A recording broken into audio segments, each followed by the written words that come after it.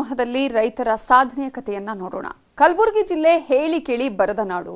ನೀರಿನ ಅಭಾವದಿಂದಾಗಿ ಸಾಕಷ್ಟು ರೈತರು ಕೃಷಿ ಮಾಡೋದನ್ನೇ ನಿಲ್ಲಿಸಿಬಿಟ್ಟಿದ್ದಾರೆ. ಆದರೆ ಇಲ್ಲೊಬ್ರು ಮಾತ್ರ ಇರುವ ಅಲ್ಪ ನೀರಿನಲ್ಲಿಯೇ ತೊಗರಿ ಬೆಳೆದು ಮಾದರಿ ರೈತರಾಗಿದ್ದಾರೆ.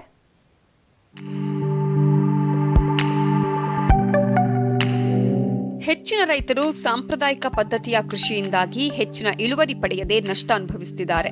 ಆದರೆ ಇಲ್ಲೊಬ್ರು ರೈತರು ಮಾತ್ರ ಸಾಂಪ್ರದಾಯಿಕ ಬೆಳೆಗೆ ಮಾಡರ್ನ್ ಟಚ್ ಕೊಟ್ಟು ಉತ್ತಮ ಇಳುವರಿಯ ಜೊತೆಗೆ ಉತ್ತಮ ಆದಾಯವನ್ನು ಪಡೆಯುತ್ತಿದ್ದಾರೆ. ಕಲಬುರಗಿ ತಾಲೂಕಿನ ಹಾಲ ಸುಲ್ತಾನಪುರ ಗ್ರಾಮದ ಪ್ರಗತಿಪರ ರೈತರಾಗಿರುವ ಶರಣಬಸಪ್ಪ ಪಾಟೀಲ್ರು ವೈಜ್ಞಾನಿಕ ಕೃಷಿ ಪದ್ಧತಿಯನ್ನು ಅಳವಡಿಸಿಕೊಂಡು ತೊಗರಿ ಬಿತ್ತನೆ ಮಾಡಿ ಉತ್ತಮ ಇಳುವರಿಯ ನಿರೀಕ್ಷೆಯಲ್ಲಿದ್ದಾರೆ. ಬೇಸಿಕ್ ಟೈಮ್ನಲ್ಲಿ ಒಂದೆರಡು ಸಲ ಜಮೀನು ಹರತೆ ಮಾಡ್ತೇವೆ ಸರ್. ಅದೇ ಟೈಮ್ನಾಗ ನಾವು ಮಣ್ಣು ಪರೀಕ್ಷೆ ಭಾಳ ಇಂಪಾರ್ಟೆಂಟ್ ಅದ ಸರ್.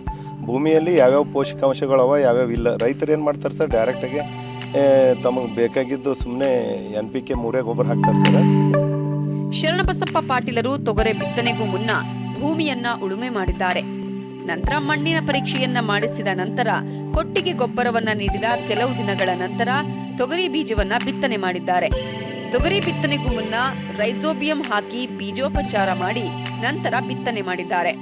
ಬೀಜವನ್ನ ಬಿತ್ತಿದ 45ರಿಂದ 50ನೇ ದಿನದ ನಂತರ ಗಿಡದ ಕುಡಿಯನ್ನ ಚಿವುಟಿ ಉತ್ತಮವಾಗಿ ಕಾಯಿ ಕಟ್ಟುವಂತೆ ನೋಡಿಕೊಂಡಿದ್ದಾರೆ.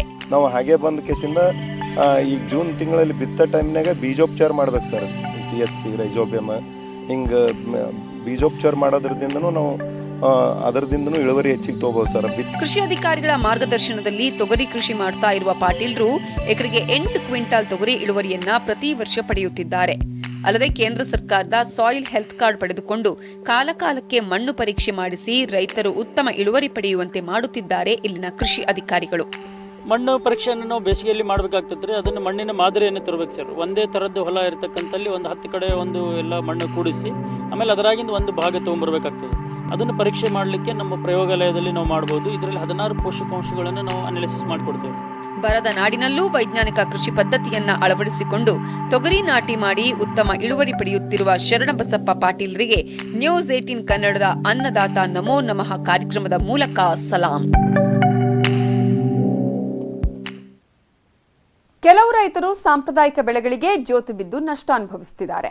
ಆದರೆ ಇಲ್ಲೊಬ್ಬರು ರೈತರು ಮಾತ್ರ ಸೀಸನಲ್ ಕ್ರಾಪ್ ಬೆಳೆಯುವ ಮೂಲಕ ವರ್ಷದ ಎಲ್ಲಾ ಕಾಲದಲ್ಲೂ ಆದಾಯ ಬರುವಂತೆ ನೋಡಿಕೊಂಡಿದ್ದಾರೆ.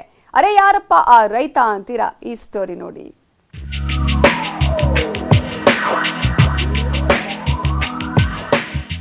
ವರ್ಷವೆಲ್ಲ ಒಂದೇ ರೀತಿಯ ಬೆಳೆ ಬೆಳೆದು ರೈತರು ನಷ್ಟ ಅನುಭವಿಸುವುದು ಗೊತ್ತೇ ಇರುವ ಸಂಗತಿಯಾಗಿದೆ. ಆದರೆ ಇಲ್ಲೊಬ್ರು ರೈತರಿದ್ದಾರೆ. ಸಾಂಪ್ರದಾಯಿಕ ಬೆಳೆಗಳಿಗೆ ಜೋತು ಬೀಳದೆ ಸೀಸನಲ್ ಕ್ರಾಪ್ ಬೆಳೆಯುವ ಮೂಲಕ ಮಾದರಿ ರೈತರಾಗಿದ್ದಾರೆ. ಬೆಂಗಳೂರು ಉತ್ತರ ಜಿಲ್ಲೆಯ ಹೆಸರುಘಟ್ಟ ಹೋಬಳಿಯ ಚನ್ನಸಂದ್ರ ಗ್ರಾಮದ ವಿಜಯ್ ಕುಮಾರ್ ಅನ್ನುವವರೇ ಸೀಸನಲ್ ಕ್ರಾಪ್ ಬೆಳೀತಾ ಇರುವ ರೈತ. ಹಿಂಗಡಿಸ್ಕೊಂಡಿದ್ದೀನಿ. 12 ಗುಂಟೆ ಜಮೀನು. 12 ಗುಂಟೆ ಅಂದರೆ ಒಂದು 42 ಗುಂಟೆಯಲ್ಲಿ 3 ಭಾಗ ಮಾಡಿದ್ರೆ 12 ಗುಂಟೆ 3 ಭಾಗ ಉಳುಮೆ ಮಾಡಿ ಅದುವಾಗ ಉಳುಮೆ ಮಾಡಬೇಕು. ಎರಡು ಥರ ಉಳುಮೆ ಮಾಡಿ ಒಂಥರ ರೋಟ್ರು ಅಂತ ಈಗ ರೋಟ್ರಿ ಬಂದಿದೆ, ಅದನ್ನು ನೋಡಿ ಮಣ್ಣು ಪುಡಿ ಮಾಡಬೇಕು. ತಮ್ಮಲ್ಲಿರುವ 1.5 ಎಕರೆ ಜಮೀನಿನಲ್ಲಿ ತರಹೇವಾರಿ ಸೊಪ್ಪನ್ನ ಬೆಳೆಯುವ ಮೂಲಕ ಉತ್ತಮ ಲಾಭ ಗಳಿಸುತ್ತಿದ್ದಾರೆ ವಿಜಯ್ ಕುಮಾರ್. ಒಂದೇ ಬಾರಿಗೆ ಪೂರ್ತಿ ಜಮೀನಿಗೆ ಸೊಪ್ಪನ್ನ ನಾಟಿ ಮಾಡಿದ್ರೆ ಇಳುವರಿ ಜೊತೆಗೆ ಕಟಾವಿಗೂ ತೊಂದರೆ ಅಂತ 10 ಗುಂಟೆಯಂತೆ ವಿಭಾಗ ಮಾಡಿ ಪಾಲಕ್, ದಂಟಿನ ಸೊಪ್ಪು, ಮೆಂತೆ ಸೊಪ್ಪು ಸೇರಿದಂತೆ ಹಲವಾರು ಸೀಸನಲ್ ಸೊಪ್ಪಿನ ಕೃಷಿ ಮಾಡ್ತಿದ್ದಾರೆ.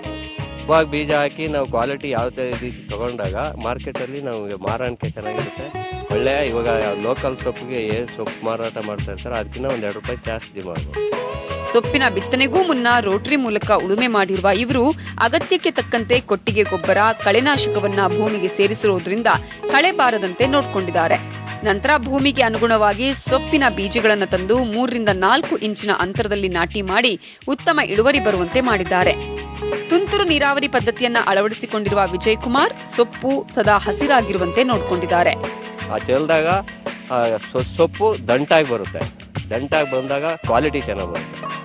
ಅದಕ್ಕೆ ಈ ಚಳಿಗಾಲದಲ್ಲಿ ಒಂದು ಕೋಟು ಸ್ಪ್ರೇ ಮಾಡಬೇಕು. ಯಾವುದಾದ್ರೂ ಆರ್ಗ್ಯಾನಿಕ್ ಕೆಮಿಕಲ್ ಬರುತ್ತೆ, ಅದೊಂದು ಕೋಟು ಸ್ಪ್ರೇ ಮಾಡಬೇಕು. ಸೀಸನಲ್ ಕ್ರಾಪ್ಗಳಾದ ತರಹೇವಾರಿ ಸೊಪ್ಪಿನ ಕೃಷಿ ಮಾಡ್ತಾ ತಿಂಗಳಿಗೆ 40,000 ಆದಾಯ ಪಡಿತಾ ಇರುವ ಮಾದರಿ ಪ್ರಗತಿಪರ ರೈತರಾಗಿರುವ ವಿಜಯ್ ಕುಮಾರ್ ಅವರಿಗೆ ನ್ಯೂಸ್ 18 ಕನ್ನಡದ ಅನ್ನದಾತ ನಮೋ ನಮಃ ಕಾರ್ಯಕ್ರಮದ ಮೂಲಕ ಸಲಾಂ.